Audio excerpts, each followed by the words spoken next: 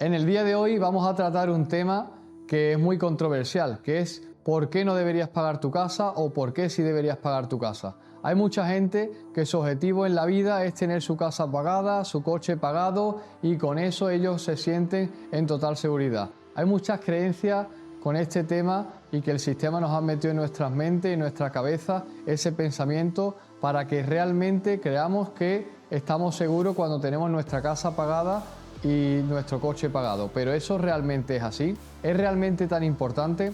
Para mí, yo creo que esa decisión puede ser una bomba a punto de explotar, porque tenemos que tener en cuenta de dónde sale esa idea. Esa idea principalmente proviene quizás de los años 50, de los años 60, cuando el dinero seguía el patrón oro. ¿Qué significa el patrón oro? Pues que el dinero se emitía en base a el oro que se producía en el mundo. Entonces, el dólar tomó como referencia a ese oro y se emitían esos dólares, esos papelitos, como cheque, como un pagaré, digamos, para ese oro. En el año, no sé si recuerdo bien, pero creo que fue en el año 1971, Nixon, que era el presidente de Estados Unidos en esa época, quitó ese patrón oro y ya se podía emitir ese dinero sin tener en cuenta este patrón oro. ¿Qué significaba eso? Pues que realmente cuando se suponía que ese patrón oro estaba presente, pues lo que es el esfuerzo de producir oro, de extraerlo y demás, pues tenía un valor, porque realmente tenías que necesitar una maquinaria, necesitabas personas, necesitabas una tecnología para sacar ese oro. Y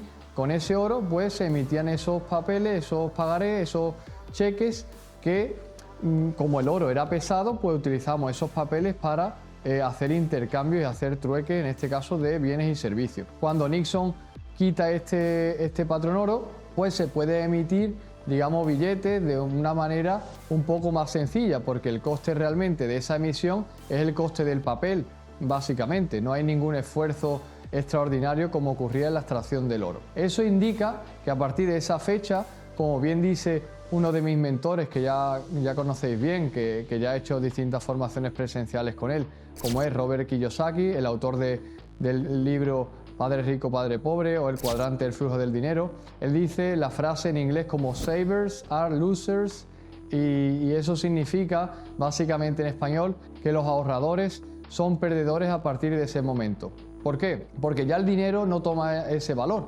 Por lo tanto, la idea de pagar la casa y de tener tu coche y tu casa pagada proviene de la época anterior, cuando realmente ese dinero tenía valor y cuando lo que tú ahorrabas, cuando tú abrías el cajón, pues seguía manteniendo su valor. Eso ocurría cuando realmente tú tenías un papel que significaba que tenía X cantidad de oro y que realmente podrías cambiarlo. Ese oro, lógicamente, o ese cheque o pagaré, que era un billete que estaba como contrapartida a ese oro, pues indicaba que no perdía el valor. Pero a partir de esa época, lo que es el valor del dólar y lo que son las monedas fiat o fiduciarias, pues han ido perdiendo valor porque se han emitido más y los bienes y servicios producidos pues no crecen en la misma proporción. A partir de eso, pues nos lleva al concepto muy importante también de conocer qué es una deuda mala o qué es una deuda buena.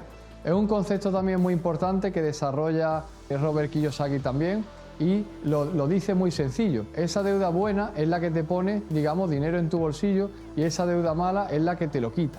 Por lo tanto, una deuda mala sería pues comprarte un coche con el cual tú no produces ningún rendimiento. Si tú tienes un coche por encima de tus posibilidades, que además se estropea, que necesita un mantenimiento, que tiene unos gastos de gasolina y demás, pues sería, digamos, una deuda que has utilizado para, en este caso, ponerle un activo improductivo. Pero si esa deuda se utiliza para comprar una vivienda que la pones en alquiler y tiene un cash flow positivo, pues eso es lo que le llama a él una deuda buena. En mi caso particular, ese es el tipo de deuda que a mí me gusta. ¿Por qué? Porque realmente es lo que me da un crecimiento patrimonial mayor y un crecimiento de renta para, en su día era el objetivo de alcanzar la libertad financiera, pues el objetivo de crecimiento patrimonial y también de un crecimiento a nivel de mis proyectos empresariales y de mis proyectos personales con los que puedo ir creciendo poco a poco y pues me sirve como diversión y como vivir pasión con otro tipo de personas y que realmente se alinea todo. Pero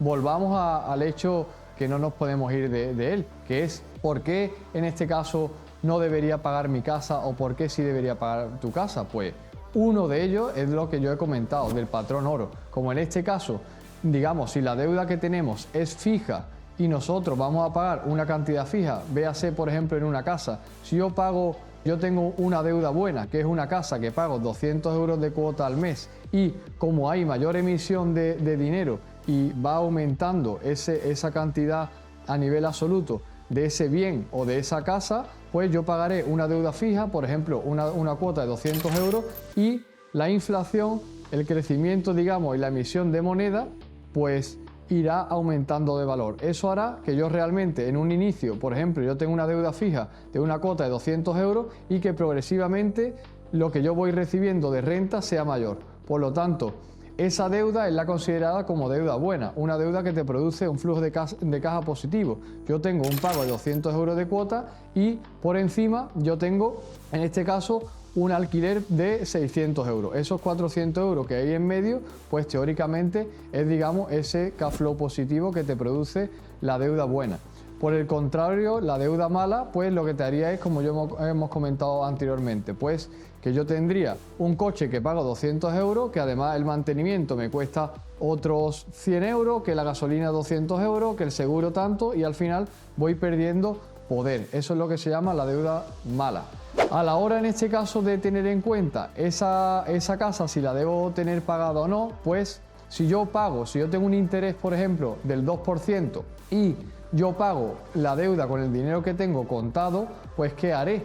Realmente estaré obteniendo un ahorro de intereses de ese 2%. Puede verse como si está bien o mal, eso dependerá de cada caso de cada uno, pero si ese dinero, ese capital, lo puedes invertir en otro tipo de activos que te den un 10, un 12, un 20 o un 100 o un 40% de rentabilidad, realmente si estás pagando esa casa para tener esa seguridad mental que proviene de los años 50, de los años 60, cuando ese dinero tenía sentido, pues realmente lo que estarás obteniendo es un bajo rendimiento de tu capital. ¿Por qué? Porque lo único que te estás ahorrando es ese 2%, pero también tendrás un coste de oportunidad importante de haber puesto ese dinero a trabajar a rentabilidades mayores. Esto es lo que se llama es el arbitraje. Esto es lo que hacen los bancos. Realmente los bancos cogen dinero de los ahorradores y le pagan, por ejemplo, el 1, el 2% en esos depósitos bancarios y se lo prestan a otras personas que, por ejemplo, quieren comprarse un coche y se lo prestan al 8, al 10%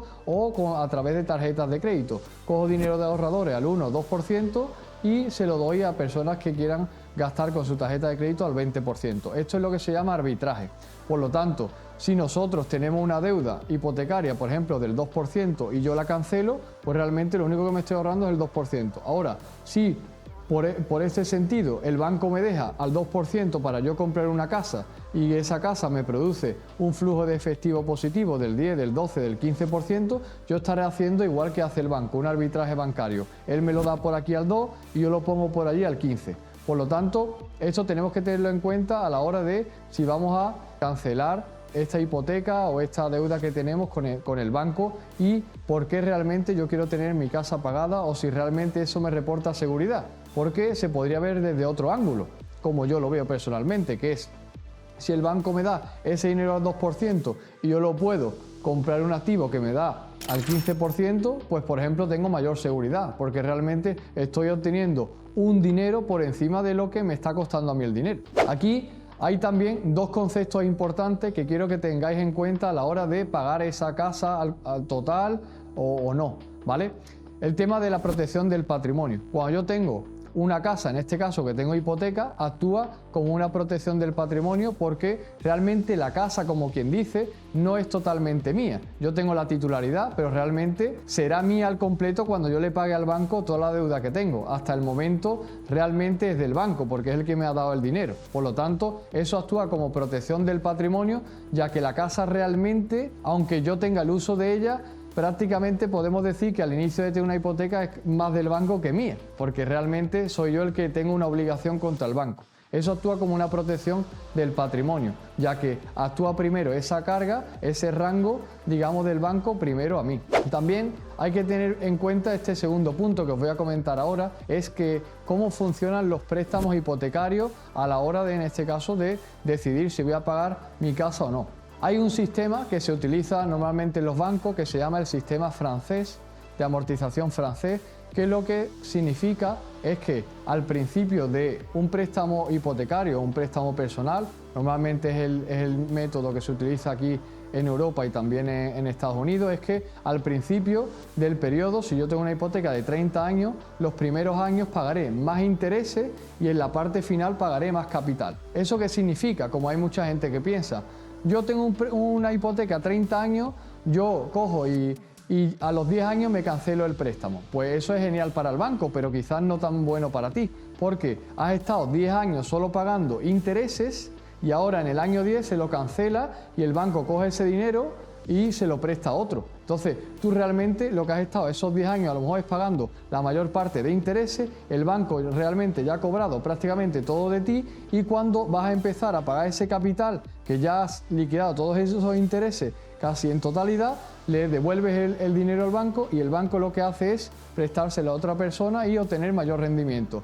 Vuelve a ser el concepto de arbitraje que hemos desarrollado antes. Estos son conceptos importantes que tenemos que tener en cuenta a la hora de decidir si vamos a cancelar, en este caso, para obtener una mayor seguridad o si por el contrario lo que queremos obtener es una mayor libertad. Si queremos obtener una seguridad mental en base a las creencias que nos han metido en nuestra mente, en base a la época de los años 40, 50, 60, cuando el dinero tenía ese valor, que yo lo almacenaba y realmente yo me estoy ahorrando intereses, está genial. Pero si por el contrario yo ese dinero puedo hacer un arbitraje con el dinero que me da el banco para hipoteca y yo lo pongo en activos más productivos, pues eso puede ser muchísimo más interesante. Estos son conceptos claves que yo creo que son importantes a tener en cuenta a la hora de tener todo esto como una decisión a la hora de decidir si voy a pagar mi hipoteca al 100% y voy a liberar mi casa o mi coche o no.